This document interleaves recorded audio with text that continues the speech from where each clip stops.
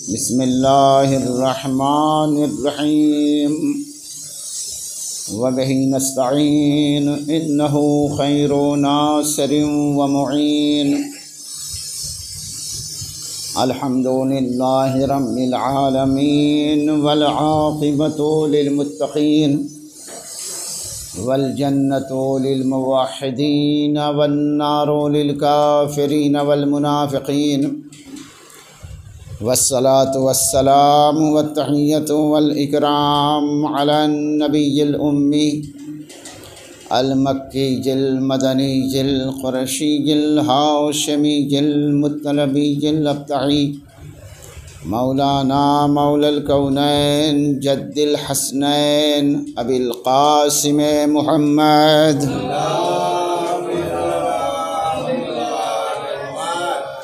وآلہ الطیبین الطاہرین المعصومین المظلومین ولعنۃ اللہ علی اعدائہم اجمعین من الآن الی قیام یوم الدین اما بعد فقد قال اللہ الحکیم فی القرآن الکریم وقولہ الحق بسم اللہ الرحمن الرحیم قل لا اسألكم علیہ اجرا الا المودۃ فی القربى صلوات پڑھیں گے۔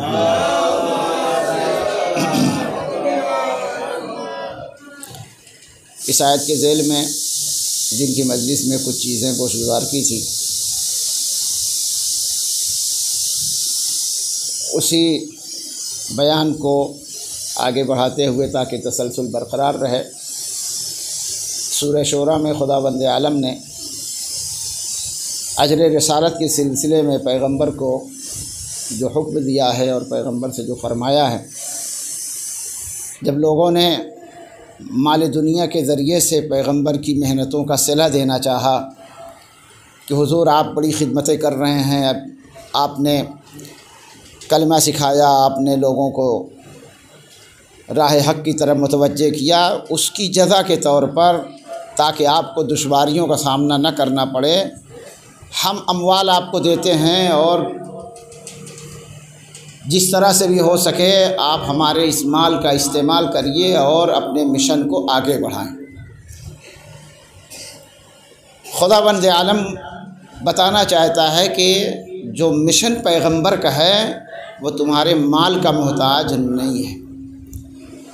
جو مقصد ہے تبلیغات اسلامیہ کا، جو مقصد ہے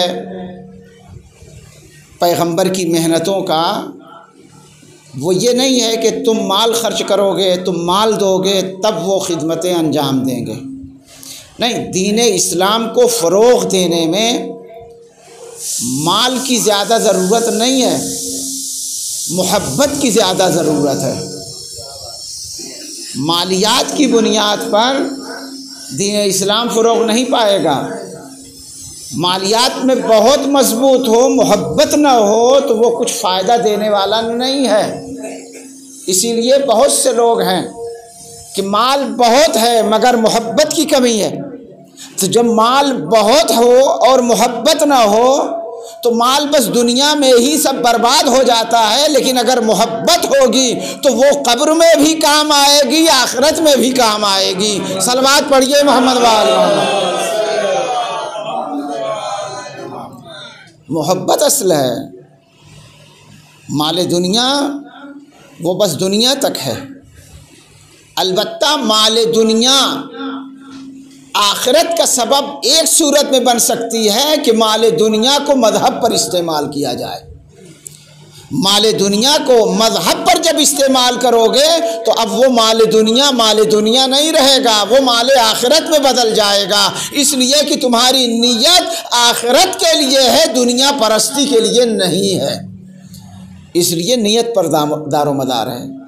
تو مال و جواہرات کے ذریعے سے اجر رسالت دینے کی بعض لوگوں نے کوشش کی تو خدا کی طرف سے حکم آ گیا، اے میرے حبیب آپ کہہ دیں کہ اجر رسالت مالیات کی بنیاد پر نہیں ہے، اگر تم اجر رسالت دینا ہی چاہتے ہو تو اس میں کیا کرنا ہے؟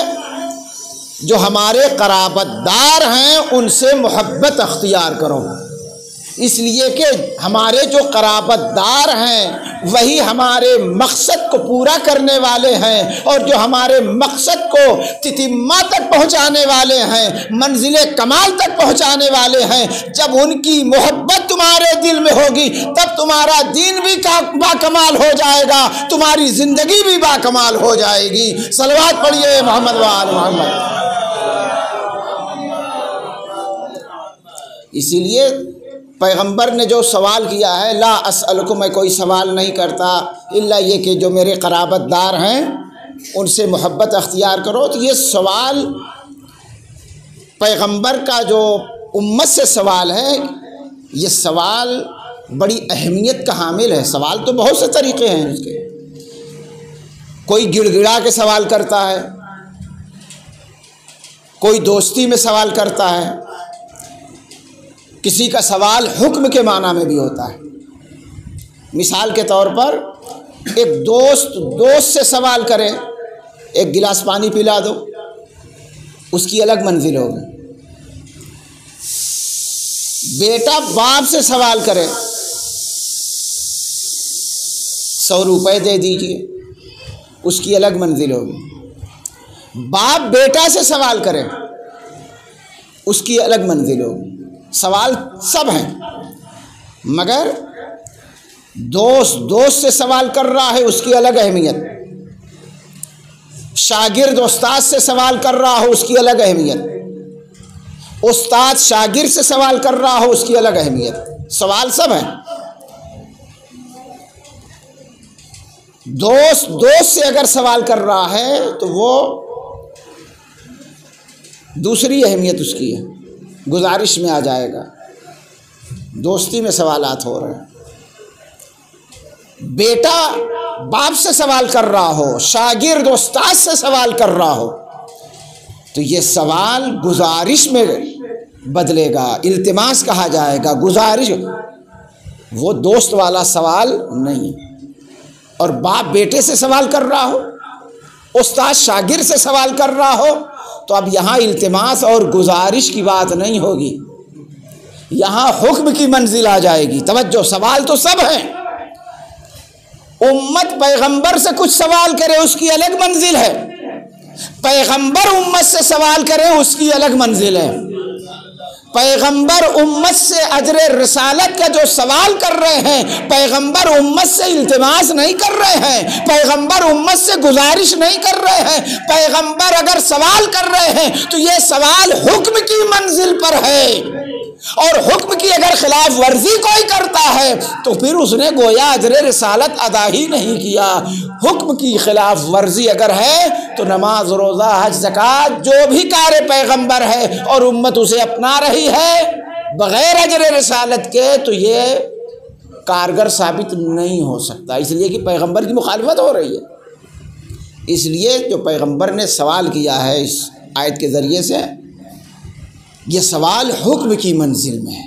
امت پر حکم دے رہے ہیں کہ اگر تمہیں اسلام پر باقی رہنا ہے، اگر تمہیں رسالت کے کام کو سمجھنا ہے، اگر تمہیں دین پر باقی رہنا ہے، دینی امور پر اگر بقا کی منزل ہے، تو اس کی صرف ایک شرط ہے کہ جو ہمارے قرابت دار ہیں ان سے محبت اختیار کرو۔ اچھا، یہ قرابت دار کہہ تو دیا، قرابت دار سے مراد کیا ہے؟ رسول کے سب گھرانے والے جو بھی رشتہ دار ہیں سب مراد ہیں، یا یہ کہ بھائی اجر رسالت کا مسئلہ ہے؟ اگر عام لوگوں کی محبت جو بھی ہیں سب کی محبت اگر اجر رسالت بن جائے تو پھر کار رسالت کی اہمیت ختم ہو جائے گی۔ اس کا مطلب ہے کہ کچھ خاص افراد ہیں کہ جن کی محبت اجر رسالت قرار پائی۔ حتیٰ خود نبی کے خاندان میں سب شامل نہیں ہیں، توجہ فرمائیں، نبی کے گھرانے میں، آل پیغمبر میں سب شامل نہیں ہیں، اس میں صرف معصومین شامل ہیں، صرف معصومین شامل ہیں جن کی محبت اجر رسالت قرار پا رہی ہے، ورنہ ائمہ کے گھرانے میں بھی بعض افراد دین حق سے ہٹ بھی گئے ہیں، معصومین کے گھرانوں میں بعض افراد دین حق سے ہٹے بھی ہیں، تو ان کی محبت تو نہیں اجر رسالت قرار پائے گی۔ مثال کے طور پر بچوں کے لیے تاریخ کا ایک گوشہ بھی ہے۔ چھٹے امام کا جو زمانہ تھا، بھائی یہ تو آل پیغمبر ہیں، چھٹے امام کا زمانہ پرآشوب زمانہ تھا، آپ بہتر جانتے ہیں، اس لیے کہ بنی امیہ اور بنی عباس کے درمیان کشمکش چل رہی ہے۔ اسی لیے چھٹے امام نے بنی امیہ کے 3 بادشاہوں کی حکومت میں زندگی گزاری ہے اور بنی عباس کے 2 بادشاہوں کے درمیان زندگی گزاری، یعنی 5 بادشاہ جو دشمن آل پیغمبر ہیں۔ اور سب کو کیسے چھٹے امام نے مقابلہ کیا اور سب کو کیسے سمجھا کے رکھا کہ اپنے دین کو، اپنے مشن کو، پیغمبر کے ہدف کو، پیغمبر کے مقصد کو عیاں بھی کر رہے ہیں اور 5 حکومتوں کا مقابلہ بھی کر رہے ہیں، یہ چھٹے امام۔ اور چھٹے امام کا ہی وہ دور ہے کہ جس میں سب سے زیادہ مکتب تشیع کو فروغ ملا، اسی لیے اس مکتب فکر کو مکتب جعفری بھی کہا جاتا ہے، مذہب جعفری بھی کہا جاتا ہے۔ مذہب جعفری کوئی الگ سے مذہب کا نام نہیں ہے، چونکہ دشمنوں نے مکتب تشیع کو بالکل نہ کے برابر بنا دیا تھا، چھٹے امام نے اس کو پھر سے زندگی عطا فرمائی ہے، اس لیے لوگوں میں مشہور ہو گیا فقہ جعفری، مذہب جعفری، ورنہ الگ سے کوئی مذہب نہیں ہے چھٹے امام۔ وہی مذہب جو پیغمبر کا تھا وہی امام کا ہے۔ اب یہ 5 بادشاہوں کا مقابلہ، توجہ، جس میں سب سے خطرناک دور آخری دور ہے، چونکہ چھٹے امام دنیا سے رخصت ہونے والے ہیں۔ اپنے بعد کے لیے اگر اپنا کوئی جانشین معین کر کے جاتے ہیں اور لوگوں کے درمیان اعلان کر دیں کہ میرے بعد فلاں میرا جانشین ہے، تو یہ بات طے ہے کہ اس کا قتل فوراً قتل ہو جائے گا۔ وہ قتل سے بچانا بھی ہے اپنے جانشین کو، اور لوگوں کو بتانا بھی ہے کہ ہمارے بعد کون ہے امام وقت۔ اسی لیے چھٹے امام نے اپنی جو وصیت کی تھی اپنے بعد کے لیے 5 لوگوں کے لیے کیا تھا کہ ہمارے بعد یہ امام ہوں گے، ہماری جگہ یہ ہوں گے، اس میں 5 لوگوں کا نام دیا، اور کچھ خاص افراد جو امام کے تھے ان کو بتا دیا تھا کہ ہمارے بعد کون امام وقت ہوگا۔ لیکن ان کی جان بچانے کے لیے 7ویں امام کے تحفظ کے لیے 5 لوگوں کے لیے وصیت کی تھی، جس میں خود سب سے پہلا نام عبداللہ کا تھا۔ عبداللہ، جن کو عبداللہ افتح کہا گیا ہے، یہ بھی چھٹے امام کے بیٹے تھے، انہوں نے امامت کا دعویٰ بھی کر دیا تھا۔ چھٹے امام کے بیٹے عبداللہ افتح، جس سے فتحی مذہب کا آغاز بھی ہو گیا تھا۔ جناب اسماعیل پہلے انتقال کر گئے تھے، عبداللہ کا بھی نام تھا، خود جناب حمیدہ جو زوجہ تھی ان کا بھی نام تھا۔ اس کے علاوہ خود منصور دوانقی جو خلیفہ عباسی ہے اس کا بھی نام تھا وصیت میں، اور 7ویں امام کا بھی نام تھا، اور ایک فرد اور ہے۔ 5 لوگوں کے نام وصیت کی تھی کہ میرے بعد انہی میں سے میرا جانشین ہوگا۔ اب سوچیں، جس میں منصور دوانقی کا بھی نام ہے جو خلیفہ عباسی ہے، یہ کیوں کیا امام نے؟ اس کی صرف وجہ یہ تھی کہ 7ویں امام کا تحفظ، 7ویں امام کو بچانا۔ منصور دوانقی نے والی مدینہ کو چھٹے امام کی شہادت کے بعد اپنا نمائندہ بھیجا، خط بھیجا کہ تمہیں پتہ ہوگا، ہاں جو 5واں نام تھا اس میں خود والی مدینہ جو گورنر تھا وہاں کا 5واں نام اس کا بھی تھا، سب سے آخر میں 7ویں امام کا نام تھا، سب سے آخر میں، تاکہ کسی کا ذہن ادھر جانے ہی نہ پائے۔ 4 نام پہلے اور آخر میں 5واں نام 7ویں امام کا۔ والی مدینہ کو خط لکھتا ہے، اپنا نمائندہ بھیجا کہ امام صادق جانے سے پہلے، شہادت سے پہلے، انتقال سے پہلے آیا کسی کو اپنی جگہ نامزد کر کے گئے ہیں کہ نہیں کر کے گئے، اور جس کو بھی نامزد کیا ہو اس کا سر فوراً قلم کر کے ہمارے پاس بھیج دو۔ یہ منصور دوانقی کا حکم ہے کہ اس کا سر قلم کر کے میرے پاس بھیجو۔ اب انصاف سے بتائیں، اگر امام 7ویں امام کے بارے میں وصیت کھلے عام کر کے گئے ہوتے کہ میرا جانشین یہی ہے، تو منصور دوانقی آخر قتل کروا دیتا کہ نہ قتل کرواتا؟ لیکن 7ویں امام کے تحفظ کے لیے 6 امام نے یہ سیاست علوی اس روئے زمین پر پیش کر کے بتایا کہ دیکھو، اسی لیے 6 امام کی وہ حدیث التقیۃ دینی و دین و آبائی، تقیہ میرا بھی دین ہے، میرے آباء و اجداد کا بھی دین ہے، تقیہ کی بنیاد پر میں نے 7ویں امام کی حفاظت کر لی، اور عباسی خلیفہ چاہے جتنی بڑی حکومت ان کے پاس ہو مگر ان کی حکومت کی چال کامیاب نہیں ہو سکی۔ صلوات پڑھیے محمد و آل محمد۔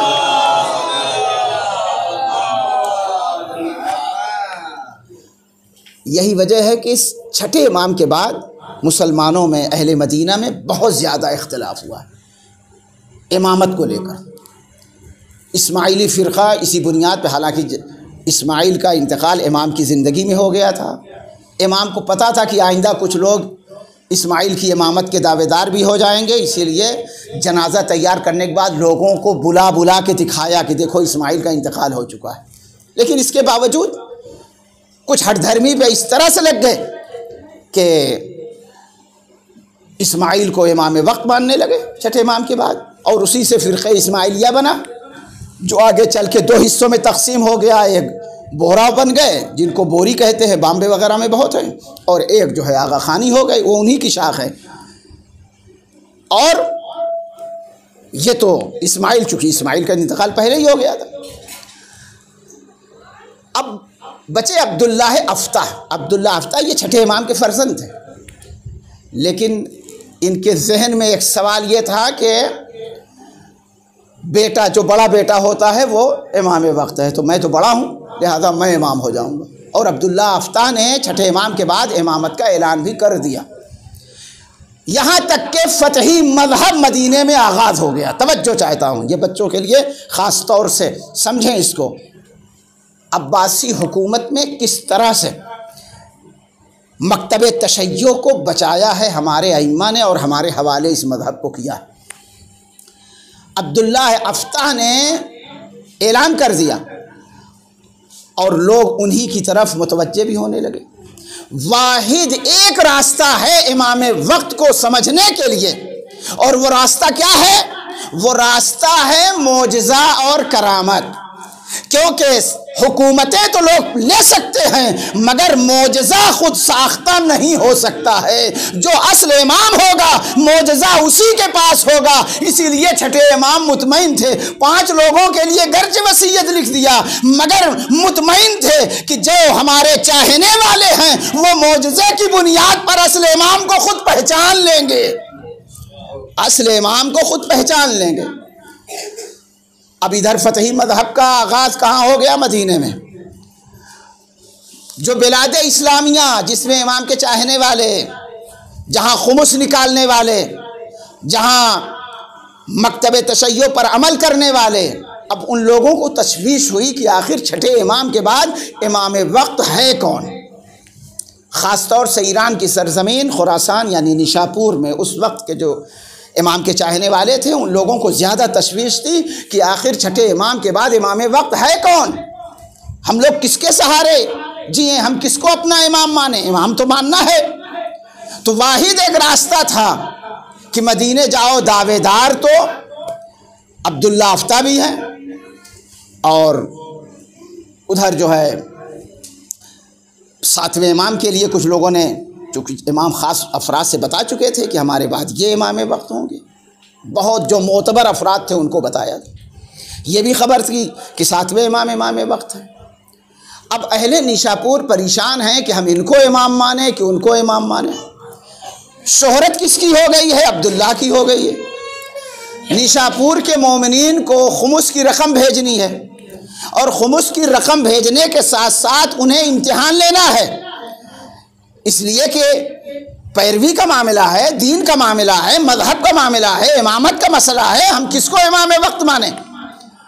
تو ایک کمیٹی بنی نیشاپور میں، اور اس وفد نے ایک مرد مومن کو تیار کیا جس کے اوپر سب کو بھروسہ تھا کہ یہ انسان نیک ہے، ان کو تیار کیا اور ان کے حوالے خمس کیا ہزاروں کی تعداد میں، تاریخ نے بڑی تفصیل سے لکھا ہے خمس کی رقم، اور اس کے علاوہ 70 صفحات پر ہر صفحے پر اوپر سوال لکھا گیا اور اس کو لفافے میں بند کیا گیا اور فائل پر مہر لگا دی گئی، جس کو اس زمانے میں موم جامہ جس کو کہتے تھے، مہر لگا دی گئی اور ان کے حوالے کیا، کہا کہ آپ جائیے، اسی سے پتہ چل جائے گا یہ جو سوالات لکھے ہوئے ہیں بغیر پڑھے، بغیر مہر توڑے، بغیر فائل کھولے جو اس کا جواب دے دے وہی امام وقت ہوگا۔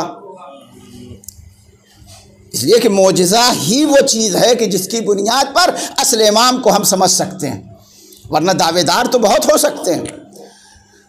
کہا جو بغیر پڑھے اس کا جواب دے دے تو سمجھ لینا کہ وہی امام ہے اور انہی کو یہ حوالے کر دینا۔ جب وہ چلنے لگے تو شتیتا نام کی ایک خاتون نیشاپور کی بڑی مومنہ تھی، غریب بھی تھی، انہوں نے 1 درہم خمس کا اور کپڑا بننے کا کام تھا ان کا، تو تھوڑا سا کپڑا جو اس زمانے میں کہا جائے کہ کچا مال جیسے ہے جو بچا ہوا تھا اس کو دیا، کہا یہ امام کو میری طرف سے دے دیجئے گا، اس لیے کہ خمس کی رقم ہے کم ہی صحیح مگر جو حق امام ہے امام تک پہنچنا چاہیے۔ حوالے تو کر دیا، اب یہ بیچارے مدینہ پہنچے، شہرت کس کی ہے؟ عبداللہ آفتہ کی ہے۔ اب یہ امتحان لینا چاہتے ہیں کہ دیکھیں یہ عبداللہ آفتہ جو امامت کے دعوے دار ہیں، دیکھیں امتحان میں یہ کامیاب ہوتے بھی ہیں کہ نہیں ہوتے ہیں۔ اگر امتحان میں کامیاب ہو جائیں تو امام وقت ہم مان لیں گے، اور اگر امتحان میں ناکام رہے تو یہ امام وقت نہیں ہے، کوئی اور امام وقت ہو رہا۔ اب جس وقت وہ پہنچے ہیں نیشاپور تو سیدھے عبداللہ کے، اس لیے شہرت انہی کی تھی، دربار وہاں لگنے لگا، تو جہاں دربار لگ رہا ہے وہاں لوگ پہنچیں گے، وہ سیدھے عبداللہ آفتہ کے یہاں پہنچے، کافی دیر تک گفتگو ہوتی رہی۔ اب یہ مال دیں تو کیسے دیں، اس لیے کہ امتحان تو ہمیں اس سوال سے لینا ہے، کوئی ادھر سے ایسے حالات نہیں نظر آئے کہ جس میں یہ پتہ چلے کہ ان کو پتہ ہے کچھ۔ تو روایت میں ہے کہ ایک چھوٹے سے بچے نے ان کی رہنمائی کی کہ آئیے ہم ایک جگہ آپ کو پہنچاتے ہیں، آپ کا مقصد وہاں حل ہو جائے گا۔ 7ویں امام کے در دولت پر وہ شخص ان تمام دراہم کو لے کر اور اپنے تمام سوالات کو لے کر بغیر بتائے ہوئے وہاں پہنچے۔ توجہ، اب جس وقت امام کے در دولت پر پہنچے اور امام سے ملاقات ہوئی تو امام نے فوراً کہا کہ تم نیشاپور سے آ رہے ہو، جو خراسان سے خمس لے آئے ہو، فلاں نے اتنا دیا ہے، فلاں نے اتنا دیا ہے، فلاں نے اتنا دیا ہے، اور شتیتا نے جو 1 درہم دیا ہے اور جو پارچہ دیا ہے اسے بھی ہمارے حوالے کر دو۔ بس جیسے ہی یہ کہا تو وہ سمجھ گئے کہ یہی امام وقت ہو سکتے ہیں، اس لیے کہ علم غیب انہی کو ہو سکتا ہے، کسی اور کو نہیں ہے۔ اب وہ کشمکش میں ہے کہ ابھی تو سوالات کے بارے میں تو کچھ بتا ہی نہیں رہے، اب وہ سوچ رہا ہے کہ سوالات، تو اس نے جیسے ہی فائل نکالی امام کو دینے کے لیے، تاریخ نے ایک جملہ لکھا، جیسے ہی اس نے دینا چاہا کہ اب دیکھیں یہ جواب اس کا دیتے ہیں کہ نہیں دیتے ہیں، تو امام فرماتے ہیں کہ اس کو کیوں دے رہے ہو، اس کو کھول کے دیکھ لو، کل تم مدینے میں جب آئے تھے تبھی میں اس کا جواب دے چکا ہوں۔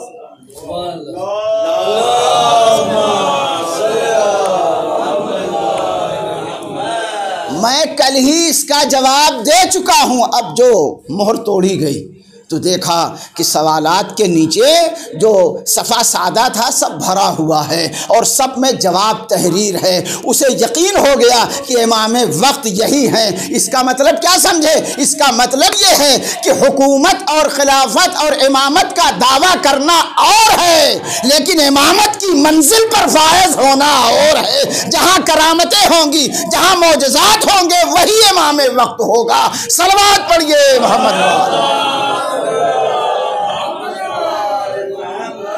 تب یہ دین ہم تک پہنچا ہے۔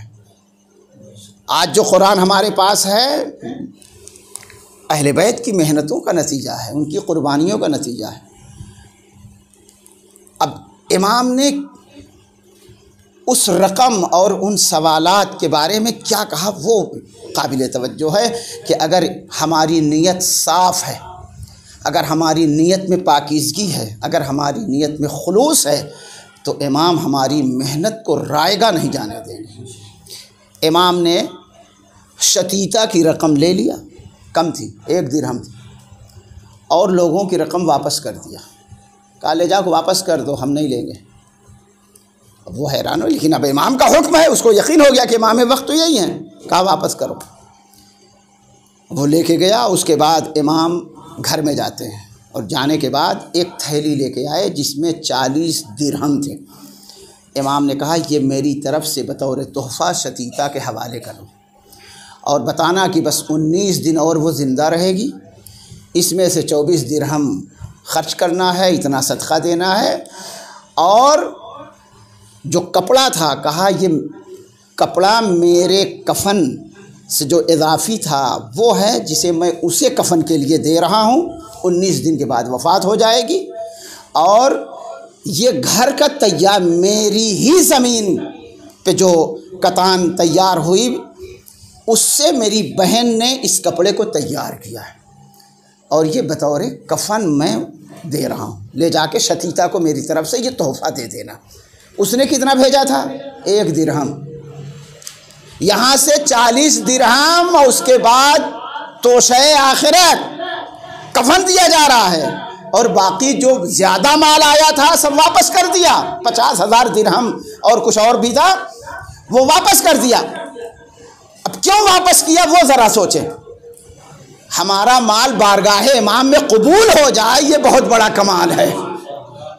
امام نے جو واپس کیا، راوی کہتا ہے کہ جب خراسان میں آ کے دیکھا گیا تو نیشاپور میں امام نے جس کا مال واپس کیا تھا وہ مذہب تشیع پر باقی نہیں تھے بلکہ فتحی مذہب اختیار کر چکے تھے۔ امام بتانا چاہتے ہیں جب تمہارے دل میں ایمان پختہ نہیں ہے تو تمہارے مال کی ضرورت نہیں ہے۔ صلوات پڑھیے محمد وآلہ۔ ایمان پہلے مضبوط کرو، مال کی بنیاد پر۔ مال تو ایک الگ چیز ہے، مال بھی تمہارے خلوص کی بنیاد پر مقبول ہوگا ہماری بارگاہ میں۔ اگر خلوص نہیں ہے، ایمان تمہارا مستحکم نہیں ہے تو مال کوئی معنی نہیں رکھتا ہے۔ اور جب وہ شخص چلنے لگا تھا تو امام نے جو تحفہ شتیتا کو بھیجا وہ تو اپنی جگہ۔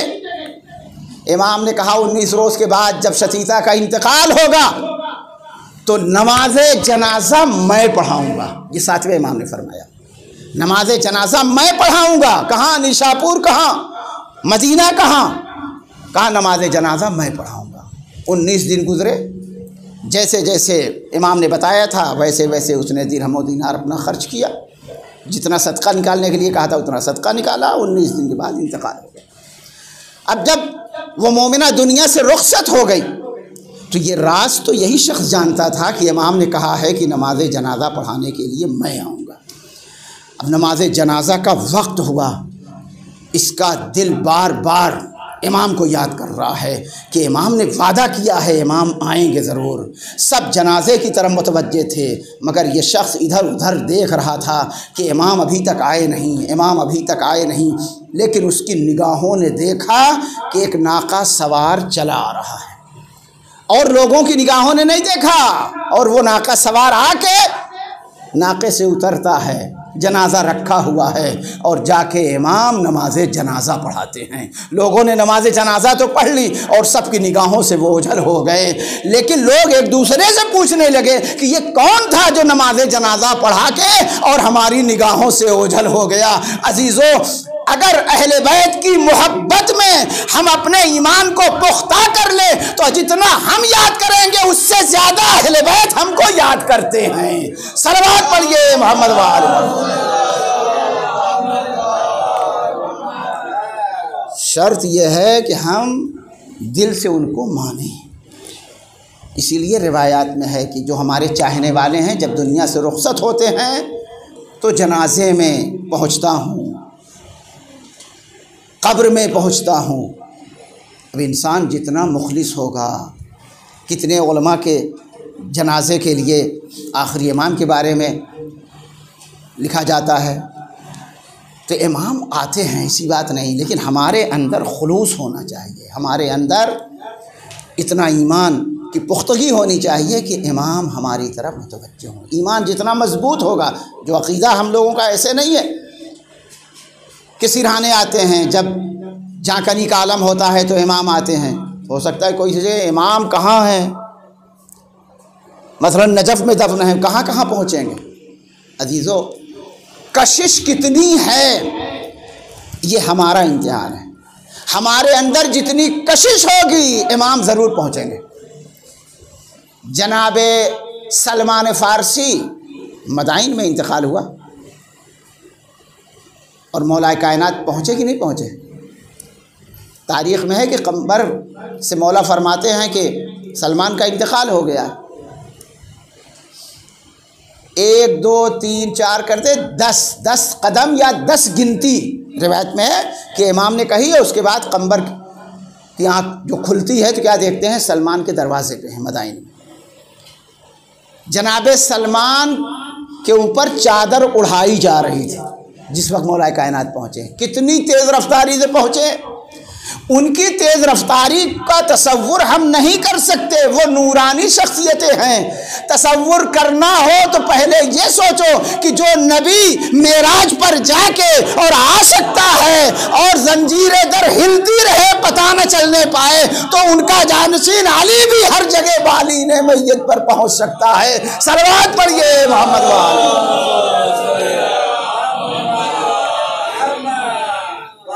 یہ وہ مثالیں ہیں۔ معراج وہ مثال ہے کہ جس میں ہم دنیا کی تیز رفتاری اور دنیا کے راکٹ اور ان سے چیزوں سے ہم مقایسہ نہیں کر سکتے۔ ہمیں یقین رکھنا ہے کہ ہاں یہ وہ شخصیات ہیں کہ جہاں چاہیں پہنچ سکتے ہیں۔ عزیزان گرامی، امام کی ایک چاہنے والی دنیا سے رخصت ہوئی تھی، محبت تھی اس کے اندر، مالدار نہیں تھی، محبت تھی، ایمان پختہ تھا، تو امام نے کتنا اس کو سراہا ہے، کتنی محبت کا ثبوت دیا ہے، یہاں تک کہ نماز جنازہ پڑھانے کے لیے بھی امام مدینے سے خراسان پہنچ گئے۔ عزیزان گرامی، اماموں کے لیے سب سے بڑا درد اور سب سے بڑی بے چینی کا عالم تو یہی ہے، سید سجاد کیوں زندگی بھر تڑپتے رہے، سید سجاد ہمیشہ کیوں کربلا کو یاد کرتے رہے؟ اس لیے کہ جب اس طرح کے واقعات گزرتے تھے، امام تو امام وقت ہے، امام تو معصوم ہے، امام کو سخت ترین تکلیف ہوتی تھی کہ کربلا کے مقتل میں میرا بابا بے گور و کفن پڑا رہا اور میں اتنا مجبور تھا کہ اپنے بابا کی نماز جنازہ بھی میں نہ پڑھا سکا، میں اپنے بابا کو دفن بھی نہیں کر سکا۔ چوتھے امام جب سوچتے تھے تو بے چین ہو جاتے تھے، جب تک زندہ رہے کوئی دن ایسا نہیں ہے کہ امام خاموش رہے ہوں، کوئی دن ایسا نہیں کہ جس دن امام روئے نہ ہوں۔ جب بھی یاد آتی تھی امام کربلا کو یاد کر کے رونے لگتے تھے، یہاں تک کہ مدینے میں سید سجاد علیہ السلام کے بارے میں یہ مشہور ہو گیا تھا کہ ہر وقت سید سجاد اپنے بابا پر گریہ کرتے ہیں۔ اسی لیے جب بیت الشرف سے کبھی نکلتے تھے، لوگوں کو پتہ چلتا تھا کہ آج ابن الحسین آ رہے ہیں، راستے میں ہیں، تو قصاب اپنی دکانوں پہ پردے ڈال دیتے تھے، اس لیے کہ امام جب ذبح شدہ جانور کو دیکھتے تھے تو تڑپ جاتے تھے، اور امام کھڑے ہو جاتے تھے اور پوچھتے تھے کہ یہ بتاؤ کہ پانی پلایا تھا کہ نہیں پلایا تھا، ذبح کرنے سے پہلے اس جانور کو تم نے پانی دیا تھا کہ نہیں دیا تھا؟ جب وہ کہتا تھا کہ ہاں مولا میں نے بغیر پانی پلائے نہیں ذبح کیا، میں نے پہلے پانی پلا دیا تھا، بے امام کربلا کا رخ کرتے اور رونے لگتے تھے، اللہ اللہ، جانوروں کو ذبح کرنے سے پہلے قصاب پانی پلا دیتے ہیں، مگر میرا بابا حسین کربلا میں 3 روز کی بھوک اور پیاس کی شدت میں قتل کر ڈالا گیا۔ جزاکم ربکم۔ سید سجاد جب تک زندہ رہے اپنے بابا پر آنسو بہاتے رہے، کیوں نہ بہائیں؟ اس لیے کہ کربلا میں ظلم ہی ایسا ہوا ہے۔ جزاکم ربکم۔ خدا آپ کو سوائے غم آل محمد کے کسی غم میں نہ رلائے۔ امام حسین نے کتنی لاشیں اٹھائیں، امام حسین نے کس کا غم برداشت کیا، کبھی دوستوں کا غم برداشت کیا، کبھی اصحاب و انصار کا غم برداشت کیا۔ اصحاب و انصار کے بعد یہ جب اپنے گھرانے کی باری آئی، ہم شکل پیغمبر حضرت علی اکبر کو جس وقت امام حسین رخصت کر رہے تھے، تاریخ نے لکھا کہ خیمے سے جب علی اکبر رخصت ہو رہے تھے تو بیویاں دامن پکڑے ہوئے تھیں اور آواز دے رہی تھی، علی اکبر تم اس بیابان میں ہمیں چھوڑ کے جا رہے ہو، ارے تم بڑی شان سے لائے تھے، ہمارا کون پرسان حال اس جنگل میں ہونے والا ہے۔ خیمے کا پردہ کبھی گرتا تھا کبھی اٹھتا تھا۔ اس کے بعد جب علی اکبر کو سوار کرنے لگے تو امام حسین علیہ السلام نے اپنے دونوں ہاتھوں کو بارگاہ پروردگار میں بلند کر دیا، میرے معبود تو گواہ رہنا، اب میں تیری بارگاہ میں اپنی اس قربانی کو بھیج رہا ہوں کہ جو شکل و صورت میں، رفتار و گفتار میں تیرے رسول کا مشابہ تھا۔ جب میں اپنے نانا کی زیارت کا مشتاق ہوتا تھا تو میں علی اکبر کو دیکھ لیا کرتا تھا، مگر آج ہم شکل پیغمبر کو تیری راہ میں بھیج رہا ہوں، یہاں تک کہ علی اکبر میدان قتال میں پہنچے۔ اللہ نہ کرے کسی باپ کے اوپر ایسا دن آئے، ایک وہ آواز حسین کے کان میں آئی، میرے بابا میری نصرت کو حسین کی آنکھوں سے دکھائی نہیں دیتا۔ علی اکبر کے قریب پہنچے، حسین ایک ہی آواز دیتے ہیں، میرے لال تمہارے بابا کی آنکھوں سے کچھ نظر نہیں آ رہا ہے، کہاں ہو؟ علی اکبر کی آواز پر حسین پہنچے۔ المختصر جس وقت برچی کا پھل نکلا ہے، علی اکبر نے دم توڑ دیا، جوان بیٹے کی میت حسین کا میں افسوس ملتے رہے، کرے تو کیا کرے، ارے خیمے کا رخ کیا، اے ہاشمی بچوں، بوڑھے باپ سے جوان کی میت نہیں اٹھتی ہے۔ انا للہ و انا الیہ راجعون۔ پروردگارا اس مجلس کو قبول فرما، میرے معبود جہاں بھی مومنین ہیں جان مال عزت آبرو کی حفاظت فرما، ہم سب کو سیرت اہل بیت پہ چلنے کی توفیق عنایت فرما، علوم اہل بیت کی نشر و اشاعت کی توفیق عنایت فرما۔ میرے معبود بحق اہل بیت اطہار علیہ السلام خدمت دین و قرآن کی توفیق عنایت فرما، امام کے ظہور میں تعجیل فرما، ہم سب کو امام کے غلاموں میں شمار فرما۔ تقبل منا انک انت السمیع العلیم۔ ماتم حسین۔